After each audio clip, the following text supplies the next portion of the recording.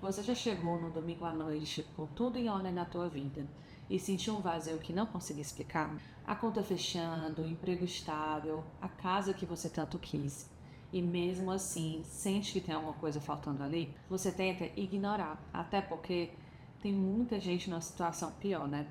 E você sabe disso. Só que pensar assim não vai fazer essa sensação de vazio sumir. E aí vem uma pergunta que pode te assustar. Será que tem alguma coisa de errado comigo? Se você chegou até aqui sentindo que a sua vida tá boa no papel, mas no dia a dia algo não encaixa, esse vídeo é para você. A gente chega num ponto e olha para trás e vê muita coisa construída, uma carreira, uma família, estabilidade financeira.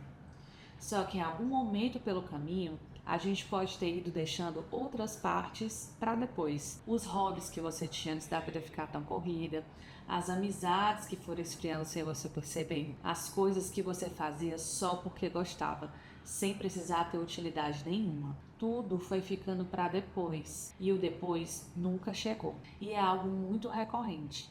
A pessoa chega aqui e quando eu pergunto o que ela faz por prazer, ela trava, fica pensando e quase sempre a primeira resposta tem a ver com trabalho. E não é à toa. A gente vai aprendendo aos poucos que produzir tem o seu valor, que crescer profissionalmente é o auge, que conquistar coisas materiais é tudo e que isso tudo vai te preencher. E aí a vida inteira vai se organizando em torno disso, de ter e de fazer. Você sabe aquela sensação de chegar num feriado longo e não saber o que fazer com o seu tempo livre? A ansiedade bate, parece que você devia estar fazendo alguma coisa útil, sendo produtiva, aproveitando de alguma forma construtiva o seu tempo livre. Descansar de verdade vai ficando difícil. E os amigos? Quando foi a última vez que você encontrou alguém só pelo prazer de estar junto?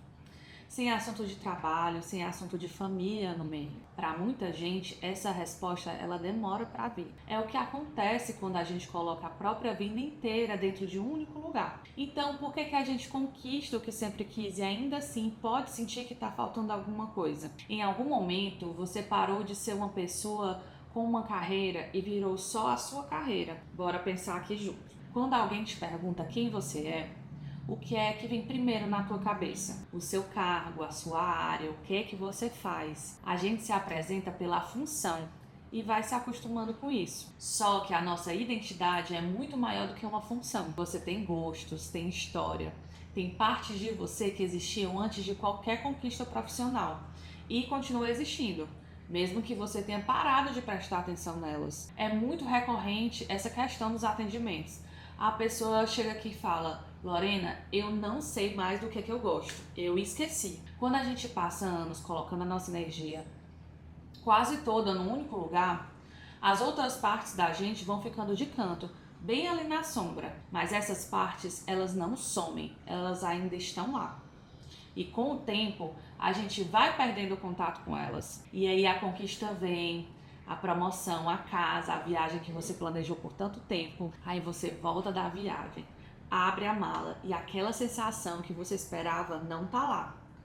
Porque a sensação de vazio não era a falta da conquista, era a falta do mais importante: você mesma. E esse pode ser o custo de ter construído uma vida inteira em cima de um único papel. Muita gente chega nos 40 com tudo que sempre planejou e percebe que nunca parou para se perguntar o que é que queria para além disso. Ninguém ensina a gente a se questionar. A gente aprende a ter metas, a bater metas, a celebrar as metas. Só que ninguém fala sobre quem é você quando essas metas acabam. Aí você pode me falar assim: Lorena, eu sei disso. Eu sei que eu preciso ter mais equilíbrio. Mas por onde eu posso começar? A gente fala muito de equilíbrio, em ter uma vida completa, em não ser só o trabalho. Mas aí, quando chega a hora, a gente não sabe por onde começar. Porque não é uma questão de organizar melhor o tempo. É uma questão de se reconhecer de novo. Se alguém te perguntasse hoje, o que é que te faz bem fora do trabalho? O que é que você responderia? Não o que deveria te fazer bem, não o que faz bem para outras pessoas.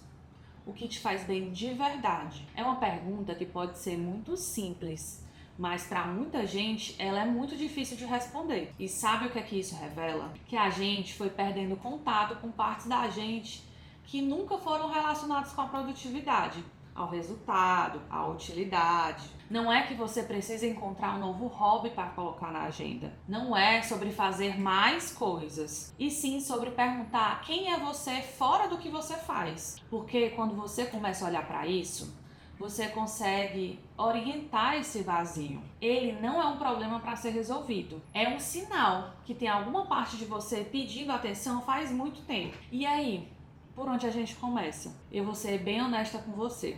Não existe um questionário que você vai preencher e vai te dar um resultado, uma lista, uma resposta simples. O que existe são pequenos movimentos, são eles que podem fazer a diferença no primeiro momento. Por exemplo, começar a reparar no que é que te chama a atenção sem ter utilidade nenhuma. Mais uma vez, não que você deveria gostar, não que parece produtivo, o que simplesmente te atrai. Pode ser um assunto que você ficou curiosa quando apareceu, um tipo de lugar que te faz bem, uma atividade que você fazia antes e foi deixando de lado, sem um motivo muito claro. A gente costuma ignorar essas coisas porque elas não parecem importantes, só que são exatamente elas que revelam quem você é para além da sua função. Outro movimento é conseguir resgatar vínculos que ficaram em segundo plano.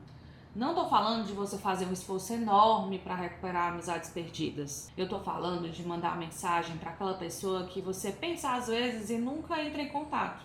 De aceitar um convite que você normalmente recusaria porque está cansada. De estar presente no encontro sem ficar checando o celular ou a conversa ficar girando em torno do trabalho, da família. Parece pouco, mas é nesses momentos que a gente se lembra de quem é fora de um escritório, da função de mãe, da função de esposa. E tem mais uma coisa que eu quero te falar. A gente muitas vezes espera sentir vontade para agir, espera a motivação chegar, espera se sentir pronta. Só que não funciona assim.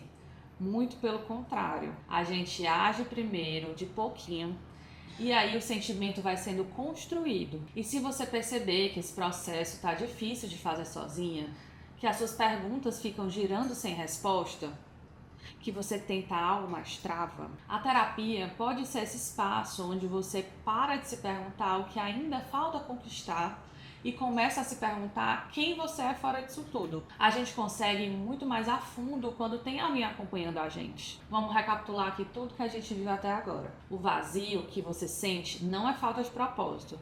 Nem é sinal que você precisa conquistar mais coisas. É um sinal que tem uma parte de você que ficou no escuro por muito tempo, que está pedindo atenção. A gente aprendeu a se apresentar pela função, pelo cargo, pelo que produz. Só que você é muito maior do que isso. E o caminho não é virar a vida de cabeça para baixo. É começar a fazer pequenas perguntas, pequenos movimentos. Prestar atenção no que te chama a atenção sem precisar ter uma utilidade. Resgatar vínculos, agir antes de esperar a vontade chegar. Aos pouquinhos, você vai se reencontrando. Se esse vídeo fez sentido para você, se inscreve aqui no canal. Tem muito mais conteúdo por vir. E me conta aqui nos comentários, tem alguma área da sua vida que você sente que ficou no segundo plano? Amizade, relacionamentos, hobbies, seja o que for. Eu quero muito ler o que você tem a dizer. A gente se vê no próximo vídeo.